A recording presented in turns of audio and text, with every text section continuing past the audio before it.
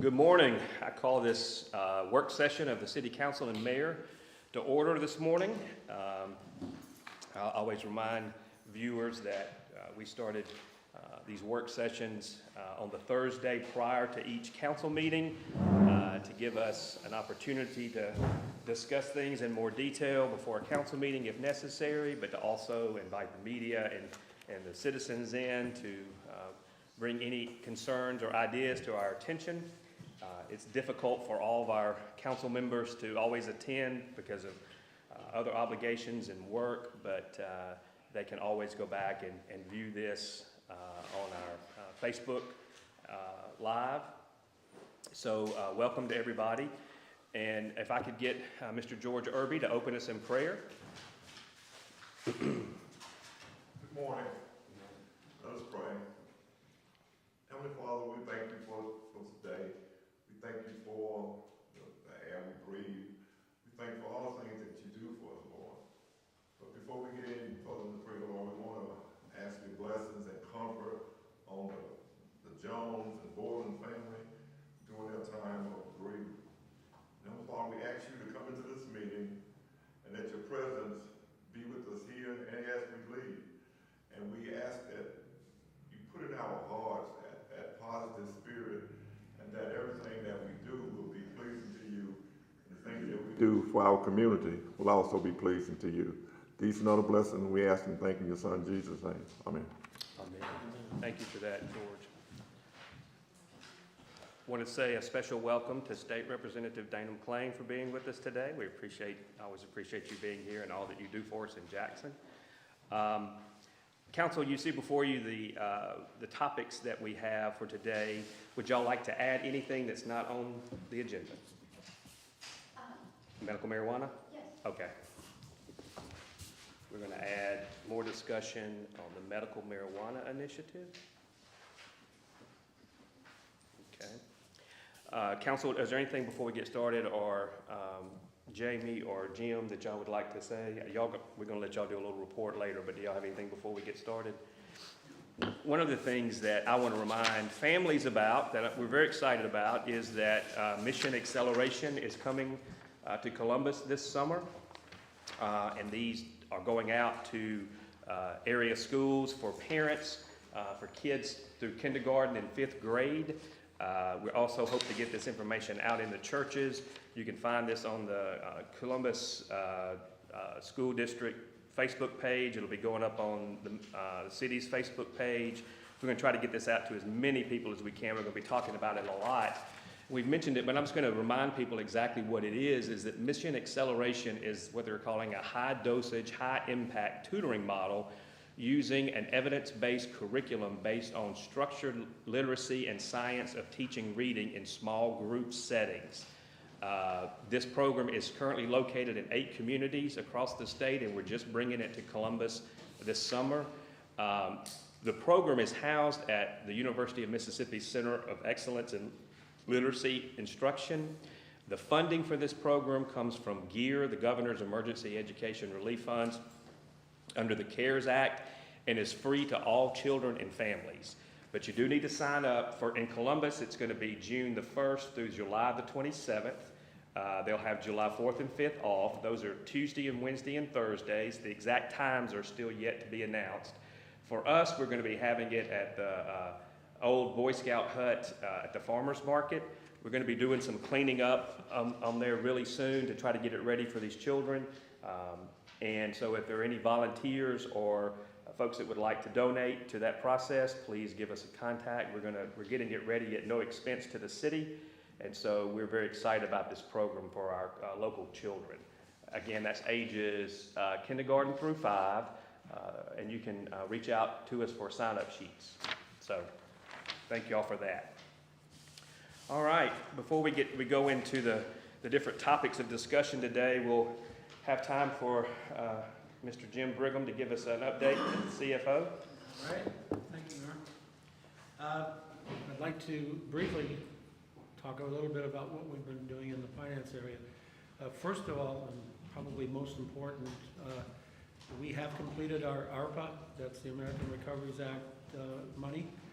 reporting, and we are in compliance with the U.S. Treasury, and that will, our next report will be 12 months from now. We did accept the standard allowance of $10 million for the revenue loss category.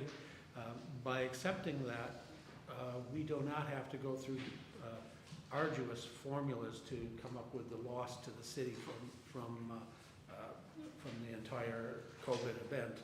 So now at this point in time, we have up to $10 million. So really, the city was granted about $5.9 million in total. So that's our exemption. That $5.9 million can be used since we took the exemption, can be used for general government services, and that includes any service traditionally provided by the government, other than a few exceptions explicitly outlined by the Treasury, and that is that we cannot use it to reduce taxes, we cannot use it to pay off debt, and we cannot use it to pay off judgments against the city. So other than that, and you can't use it for a major construction but you can use it for capital projects and stuff. So I do want to report that our Chief Operating Officer was kind enough to invite me to her department head meetings. And one of the points I made at that meeting was that we ought to be looking for grants for the city all the time. And what's interesting is that the police chief Shelton, emailed me already this morning about the COPS program, which is a Department of Justice grant program. And I'm really interested in two of the categories. One of them is the police hiring grant, which helps us augment our police, and then also helps us augment the current officers, helps us with the payroll expense. The other one is one that deals with the police personnel's health, and mental health and wellness. And that's really a broad category because it's not just mental health, but it's also family resources, suicide prevention, all those types of things. I just think that, and I sent an email back to both Jamie, our Chief Operating Officer, and the police chief to let's get together quick because the deadline to apply for those grants is probably the end of the first week of June. That's right. So we need to get those put together. And this is a large federal grant. It is. There are a number of different areas of the overall COPS grant, but it's like $430 million of money that's available. It's going to be very competitive, and so yeah, it's important that we get to that. Yeah. The next area that I would bring up is I continue to research the FEMA claims. That's really the outstanding item left in our 2020 audit. I think I will have some information and a recommendation for the City Council at our meeting on Tuesday, which I'll cover with the mayor beforehand. Having done some research on federal FEMA claims that need the Corps of Engineers permit for clean water, the Clean Water Act. I think we have some difficulty that we need to deal with. We continue to work on reconciliations in the accounting department, getting the accounts reconciled. Hopefully, hopefully that's not a plan. We will have firm reconciled cash numbers either Tuesday or shortly thereafter, which I will be able to circulate. And that's all I have this morning. Thank you, Jim. I appreciate that very much. And he has. But the grant that he mentioned is very important to us, especially for cities our size, and could make a big impact with our Columbus Police Department. So we're going to be very aggressive in going after those. And so thank you for discussing that. Speaking of grants, do we have a central grant writing here, or is this each department kind of responsible for getting their own? Yeah. And you say, yes, we do not have a grant writer for the city. Is that something we need to explore? I would love to explore that. Okay. There are really a couple of ways you can approach that. At the university that I was at, we had a grant writing department. But some universities that are smaller outsource grant writing to actual grant writing services. And the way that works is that if you get a grant, they get a percentage as a fee. But at this point in time, I just want to encourage, because all of our department heads get literature about grants and things that are happening in their industry. And I just want, between Jamie and I, we want to work together to make sure that we don't let anything slide by that we can't at least apply for. The grant, as the mayor said, the grant process is very competitive, but I think we have some great arguments here for the city of Columbus. I do too. And I don't want it to go by without them at least saying no. Right. So, Right, that's the, I'm sorry. no, go ahead. I don't know if this falls under you or not, but trying to figure out, are we better off to hire our own grant writer, or are we better off to outsource this? Is that something you could do a little research or know the background to let us know which direction might be best for us? And he can apply for it too. The former grant writer for West Point, she has been so successful in getting a lot of money. She does it on a part-time contract basis, but I'll pass that on. I met her last week at the conference and she said she would help, so I'll contact her. great. What I've been trying to do is, when I'm getting stuff, and when I receive the one about the police department, I forward that on. I think at least for the time being, from the way we're set up now, it seems to me that most all grants should go through Georgia's office as well, because that's where they're filing, so that we have a central place where things are filed for the grants. Even if we have other files here, we need to have, and that's where most of the grants in the past, is my understanding, have gone through.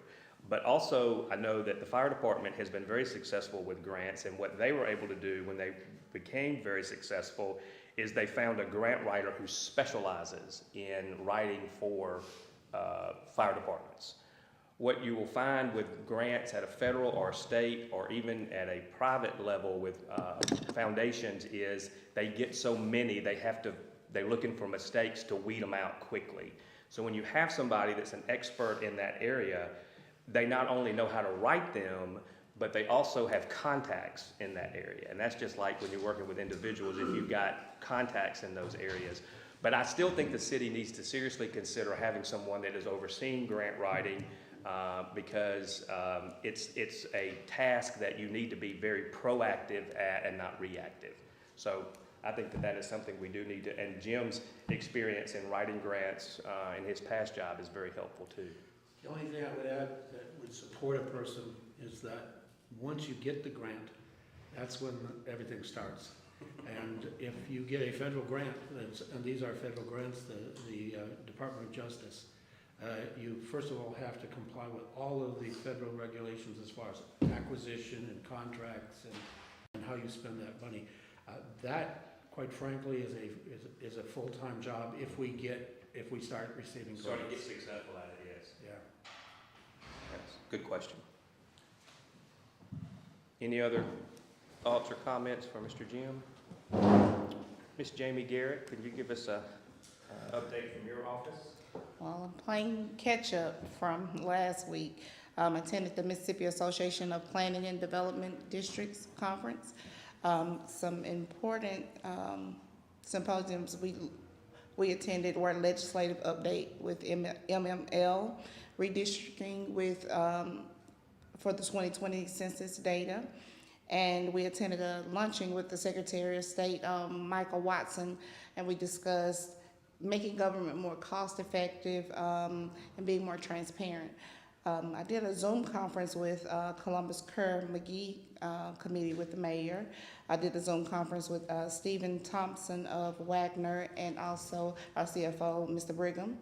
Did a Zoom conference with Camino regarding potential software for our permitting program, kind of just to streamline building inspections process of permitting. Currently, we have 2 new hires, a municipal court clerk and the registrar/action center clerk. The IT department purchased 23 computers and 23 monitors, and they are setting them up between today and tomorrow. I met with the municipal Intervention Court Director, Mr. Leonardo Dismukes, this week. Attended the Columbus Light and Water 6-month update. At that update, they discussed the 8.5 rate of inflation, also cost of materials and how long it would take for them to get them, which would also affect service. I visited with and met with Dan Dustin with Columbus Lowndes Airport Base, and we discussed a possible 70-year celebration of the airport. Animal Control partnered with Sweet Paws and administered vaccination shots for 36 dogs and 6 cats this week. There was a Public Facilities Committee meeting in which we addressed contracting with public facilities. Had a successful weekly department head meeting in which the mayor attended and listened to the department heads with their concerns and any updates that they had. And Public Works submitted a list of the equipment needed. The fire department received a grant from United Way and intend to provide smoke detectors for the community. And the crime lab has closed out 98 cases. We're in need of a GCMS, and Mr. Brigham has offered to assist me and Claudette Gilman in trying to find funding for it. Jamie's been doing a bang-up job in helping us get things organized, as you can hear from her report, and helping with our communication lines within the city, which is critical. And so I appreciate that very much. The crime lab is an area that is of great importance to the city. It is, I think, a shining star that we have. Not a lot of cities our size has their own crime lab. The crime lab also brings in resources from doing work from other cities. I've also been in talks with the president of EMCC. They are interested in potentially offering classes that our folks could teach there, which would help in that area, and also potentially partnering with us so that we can have the resources to get the machines and the things that we need. But that organization is probably one of our unsung heroes. We did ask for some support at the state level this year. We were not successful, but that doesn't mean we're not going to continue to try to keep building that lab, because it is a great resource for us. And I know that the police chief mentioned that in our department heads meeting, that having them helped a lot with this most recent incident that we had in the city. So thank you for pointing that out about them. Any questions for our COO on any of the things that she mentioned? All right, well then we'll move into our topics, and I'm going to start. Ms. DeChico has called me several times this week because she has been getting a lot of contacts, especially from citizens in her ward, about the medical marijuana initiative. And so anytime that there are concerns, we like to make sure that we have folks that can come and address the issue so that the council and I are completely versed on all the topics we have been discussing and studying this issue. But as I've mentioned before, anytime you have a major initiative or change within your state, which affects your municipalities and local governments, there's a lot of questions from citizens, and I think we need to be very open to having those. Mr. Chico, would you like to speak to this at all, or just have? Well, I invited Dana to come and tell us about the details of the bill and how it might affect the community. Thank you. Yes. And again, welcome. We are pleased to have you with us today. Thank you so much. I appreciate you having me today and allowing me to speak.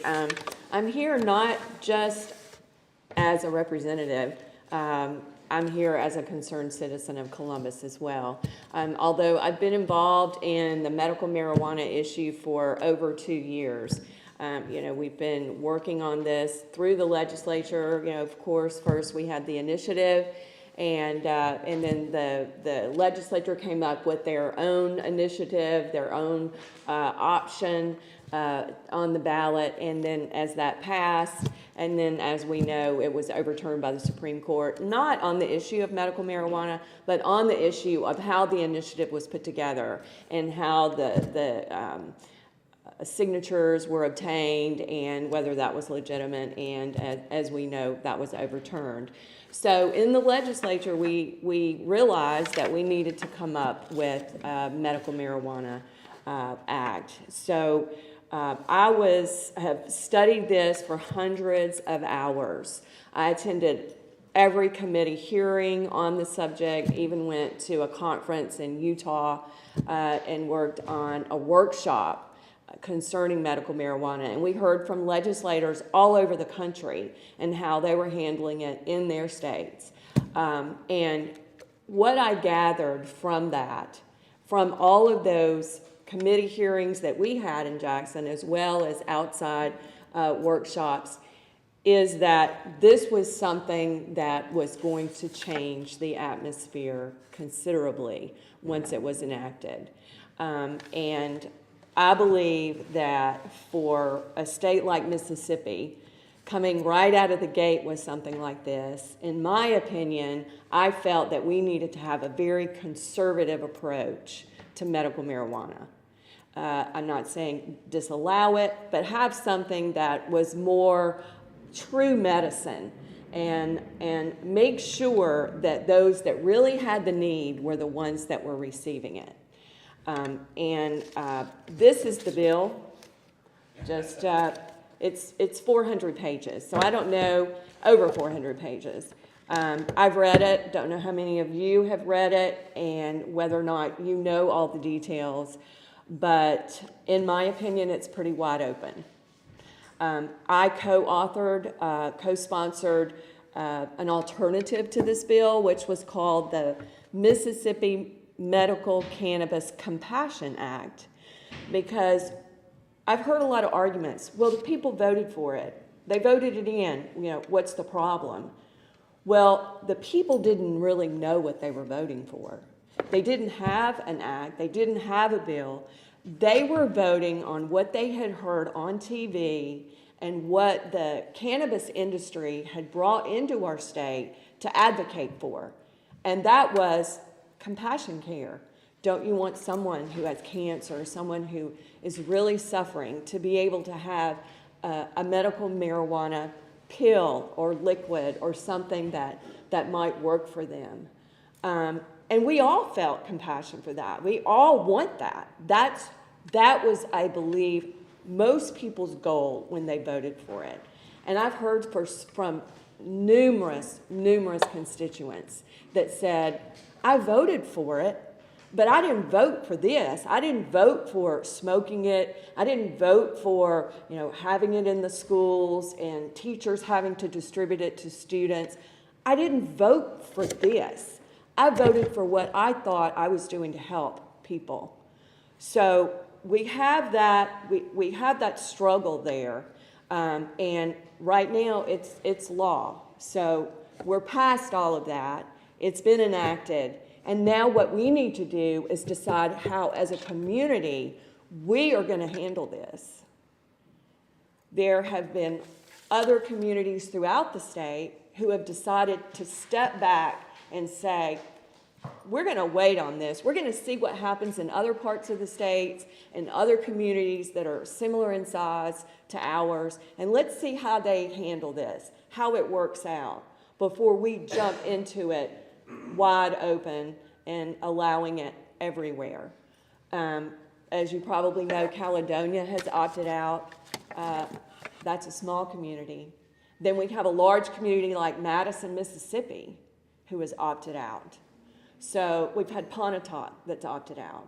So there are other communities that have decided, we're going to sit back and we're going to wait and we're going to study this a little more until we know for sure how we need to handle it in our community. And you all have heard from our superintendent of city schools. And what better voice for our children and our families than Dr. Labatt, who's in the school system, dealing with students, seeing what's going on with kids, and seeing what the families have issues with. So, in my opinion, she knows better than I, because she's here and she's in the schools, and she knows that it needs to be seriously looked at, investigated, studied, and let us be very deliberate in how we handle this and what we do. In my opinion, I'm not looking forward to driving down 45 and seeing billboards that advertise medical marijuana. I'm not in favor of walking down Main Street and looking at our beautiful historic area and seeing pot shops up and down the street. Personally, that's not what I'm in favor of. So I would urge the council to seriously think about how we want our community to look in the future. And how do we want to handle this? Crime in our city is out the roof. I mean, it is unbelievable. I am still amazed every time I hear of a shooting and a young person dying. And a lot of this is over drugs, and we know that. And once people start getting their medical marijuana cards, they can go to the dispensary, they can get their quota, whether they want to use it or not, and then they can sell it. And that's going to happen. And we're going to have kids that are using their parents' card, because it happens in Florida where my sister lives, and she has a daughter who's 22. And her friend, mother, gave her the card. So we have to really think about how we're going to handle this and make sure that it doesn't make our community unsafe, that we don't harm our children, because that's our future. And I've seen the confiscated gummies that look like candy, and we know that's already in our schools right now. And that's before we even have medical marijuana dispensaries in our town. So I'm just urging you to please take a look at it. Please be deliberate and think about it. We can always opt back in, but once we don't opt out, we're done. We don't have any time to study it and look at it and see what we can do. And so I appreciate you listening to me and hearing me out, and appreciate your time. Thank you. Council, do y'all have any questions for? I was just going to ask, when they go to the dispensary with their prescription, Right. we heard Mr. Pittman say, there'll be security and then you go in and get your prescription filled. How much training do the people behind the counter telling you if you need to smoke it, if you need a gummy, if you need a whatever? And that's one of the main problems to me. Instead of it being a true medicine where you're going to a pharmacy and getting it filled, you're going to a dispensary and you're being advised by someone with very minimal training. I believe the training was around 20 hours of training, something to that effect. This is not someone who's a pharmacist. This is not someone who has any medical training whatsoever. They've been to a workshop and they've learned about gummies, the buds. They're calling them bud tenders because they can determine, oh, well, I believe that this would be best for you or this other thing would be best for you. The doctors are not prescribing it. That's the problem. There's no prescription. You get a medical marijuana card. That is determined by your physician, either an optometrist or ophthalmologist or a nurse practitioner. They will determine whether your illness or issue merits getting a medical marijuana card. So once you have the card, then you go to the dispensary, then they're the ones that give you the drugs. So, and there are limits on the drugs. You can only have a certain number of cigarettes a day, or you can only have a certain number of gummies, or whatever the form it may be, and it's limited. But your doctor's really not involved. And the doctors are not, they're really not one, from what we have heard from, and of course Thomas Dobbs, Dr. Dobbs, our health officer for our Mississippi Health Department, he's now resigning. He was adamant against this from the very beginning. And then he saw the train was leaving the track. And then he said, well, let's just make it very stringent. Let's make it very conservative. So we're only servicing those that have a legitimate need, a true need. And now we have, those with PTSD, anxiety, and, there are a lot of us out there with PTSD, depending on maybe what you've gone through in your life. Doesn't necessarily mean you need to have marijuana cigarettes every day. I mean, Well, I just had a couple questions. Have you spoken with any aldermen in Starkville or West Point about opting out? The Board of Supervisors here in Columbus? I live in Columbus, so You haven't spoken with the Board of Supervisors here? no, I have not. Well, it's like, I'm hearing what you're saying, you want us to opt out, and I understand everybody has their, their reasons, but it's like we're thinking beyond. Like with the list of things that they gave us, they said, well, only doctors can prescribe it to people that have had these conditions for a numerous amount of times. And then you stated about pot shops just popping up downtown. I mean, at our last meeting that we had with Mr. Weigel, if this is a go, all of these things have to go before the planning commission before we even allow them to set up anywhere.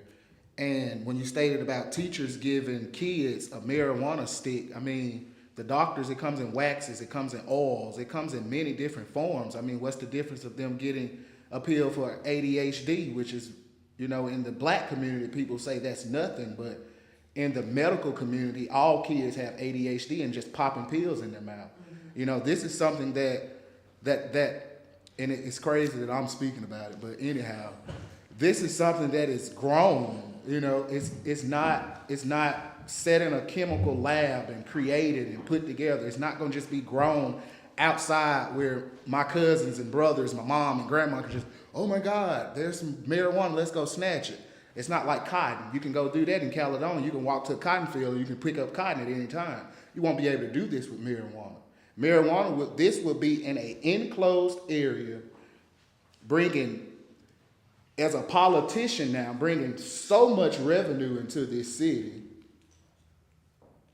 But as a medical reason, you got people with cancer, glaucoma, Crohn's disease, Alzheimer's disease, dementia, autistic people. This will help them. People voted for this. Initiative 65A passed, and the governor overturned it, and then all that other stuff. This is what the people in Mississippi wanted.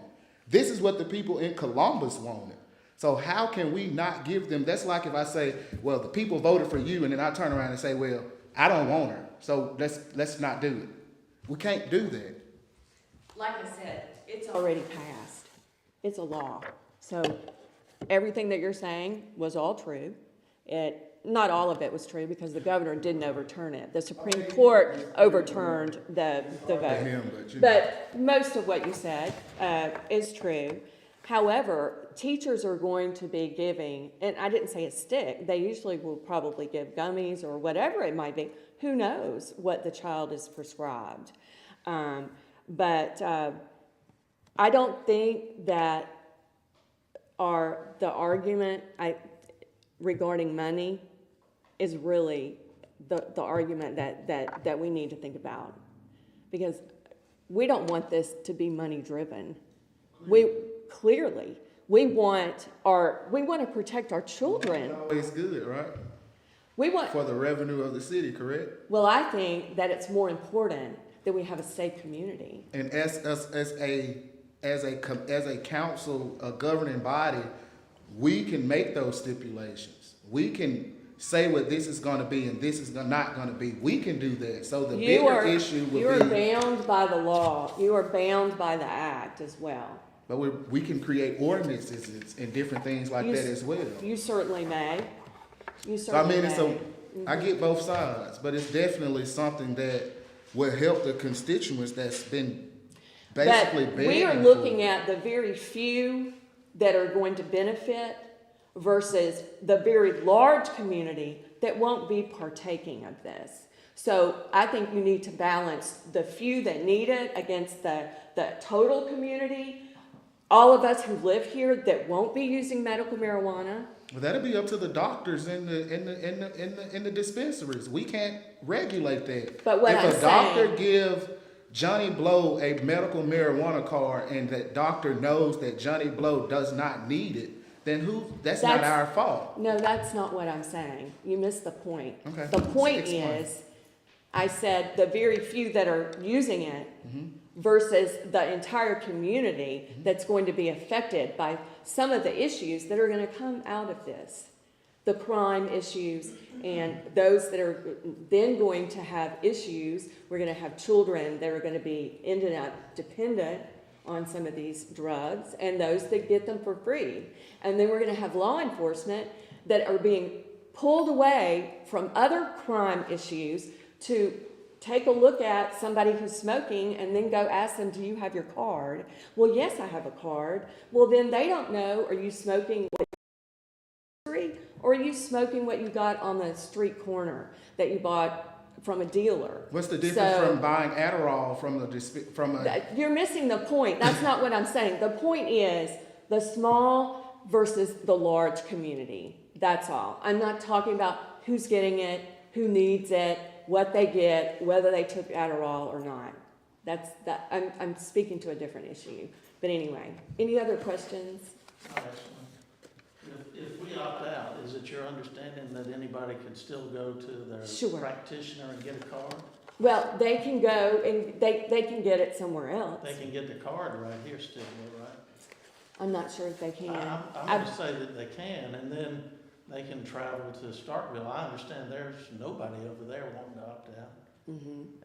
Or if Lowndes County is not gonna opt out, they can just cross the border. and- Right. And then the teachers here in Columbus would still be faced with the same challenge. Still Right. see billboards, Mhm. still would see. No, you wouldn't billboard- see the billboards. No, If you not here. decide to opt out, you're not going to have the billboards here. But you're not gonna have, the Department of Health regulations said the billboards or the advertising's gonna be severely limited. Mm. As I understand it. Have you looked at those? Mhm. Yeah. Any other questions or comments?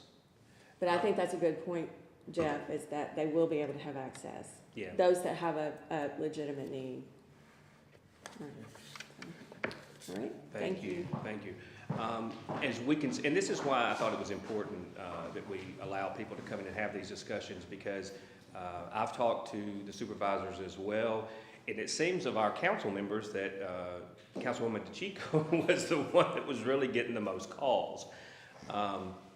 And I think what Councilman Beard was trying to do too as well is that there's arguments on both sides, very, compelling arguments on both sides.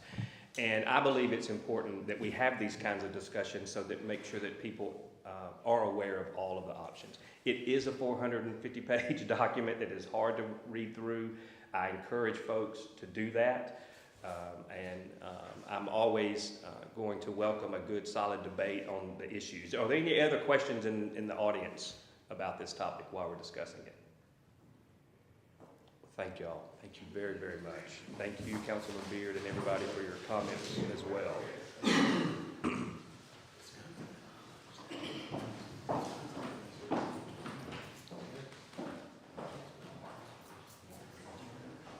Okay.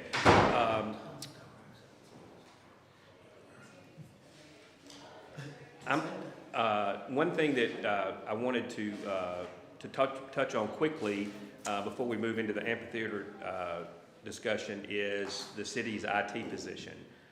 We have been in search for a full-time IT person and have not made a solid decision on that yet. We've had some discussion back and forth between the council on whether we need a full-time position or do we stick with the 2 contracts that we have, or maybe hire an additional person with that at a lower salary. I think that we need to take a serious look at this again for a couple different reasons, and for some of the reasons I won't go into since this is an open session, but I will tell you, and the reason is because my biggest concern is make sure that the city is, that we're safe from cyber attacks. So you don't want to talk about that too much in the open because people will be thinking about that. What I will tell you is that the county recently did an assessment to see where they were, how vulnerable they were, because this is a serious issue. And they didn't discuss it in open because of those reasons, but they did look at that. I will tell you that I think it's because anybody can see this though, that in 2020, there was a large number of mid-sized organizations like cities like ours that were attacked. And to recover from that, they looked at over $250,000 to $300,000 to recover from it, not to mention the other issues that happen when that, when you're attacked like that. So I think that this is something that we need to consider, probably go back with the hiring committee and look at some of these issues. We have two very good people that are on contract with us that were full-time employees before that are doing their level best to help us. But I'm still getting, calls from department heads and others that feel like that, we need more assistance in the IT area. I am one I even had a discussion with Greg yesterday about people logging in to our system. We didn't have like a guest login pass. We just let them log in like we would normally do. And Greg and I discussed that. And he said, yeah, we probably should do, a guest login for safety issues. So the two people that are working with us part-time have full-time jobs outside of what they're doing for us. So sometimes it's hard to get them. Again, this is not a slight against them at all, because they try to do everything they can to help us when we need the help. I just wanted to bring this back up again because I think that it is a very serious issue, and I don't want us to get caught off guard by this. So that's all I'm going to say about that in this session. But if y'all have any questions or comments. I met with Greg last night, and we discussed a lot of this. Him and John, they are skilled in cybersecurity, and they do a lot, and he wouldn't allow me to discuss it here today because it's a cybersecurity issue. But I think pretty much all of what we need has been done remotely, and everything has ran pretty smoothly. But I think the problems with the department heads is simply we kind of have an old antiquated system, and when people aren't used to newer technology, they like to see a person sitting in a chair. All of their needs are being met, but they like to see a person sitting in a chair. So I would recommend that we continue to keep the two that we have as contract workers, because both of them, they offer 45 years of experience combined together. They have numerous qualifications and certifications. And I think, for the amount of money that we couldn't get the last guy, which he was not asking for much at his level of skill, if we get someone who's maybe fresh out of college, I think that they could train that person well. Any thoughts or comments on that? When you were talking to him about it, did he say the last time we've done like a risk assessment? He didn't mention a risk assessment, but he did give me a lot of things. And he said he wouldn't allow me to discuss it here because he said if someone knows that you're vulnerable or in any way, right, they could come in. I would suggest before we make a decision on this, if it's going to take some time, is that we contract someone to do a vulnerability test for our IT system. I will tell you that at Jacksonville State University, we thought that we were tight. And after this group did this vulnerability test, they had 1,100 exposures that they had us on a report that they had us have to deal with. So, it really surprised everyone. Universities like cities are big targets for these hackers that hold people or hold the city at ransom. Almost everything that we do, at least in finance, is online. And we would be crippled if we didn't have access to that system. Yeah, and that's why I think we need to take it back to the committee again to really talk through all of these issues, and where we can also probably go into executive session so that it's not public and really look at where we are, because I have real concerns. Any other comments? Thank you all very much. Now, I want to ask Joe to come up, if he will, Mr. Joe. And we've had some discussions recently about the possibility of opening the amphitheater. We've had a lot of citizens contact us with ideas, asking us when we're going to do it, how can we do it. We also have Mr. Kevin Stafford here to answer any questions about the logistics of it and how we handle that. And we want to make sure, the thing that I liked about the meeting that we had, that Joe called together, was that it was citizen driven. There are a lot of citizens that have some ideas of how they would like to see us open. I personally don't have any strong feelings about how we do it or when we do it or who does it. I just think that it's important that we begin those discussions, because it is in a position now, from talking to Kevin and others, where we could potentially have some events out there. Also, as you know, as long as we sit there and don't do anything with it, that's potential revenue that's not coming in. And that's one of the things that, the city obviously needs to consider. So we thought it would be good to have the discussion here. They did have a good, I thought, beginning discussion a couple weeks, I guess it was last week we did it. And I've said when I emailed the council, I haven't had a lot of time to really focus on this or really even think about it that much, other than people are coming to me quite a bit and saying they'd like to see some things happen. So with that, I'm going to turn it over to Joe and kind of give us an update. Sure, thank you, Mayor and Council and staff. We met last Thursday to kind of kick the ball around to see what we could do, if it was possible for us to open the facility, what the physical needs were, and I'll let Kevin speak to that in a moment. But what we've come up with is we're going to proceed on with the council's permission to try to open the facility. Our initial plans that we came out of the meeting with was a 3-day event to take 3 days to open the facility.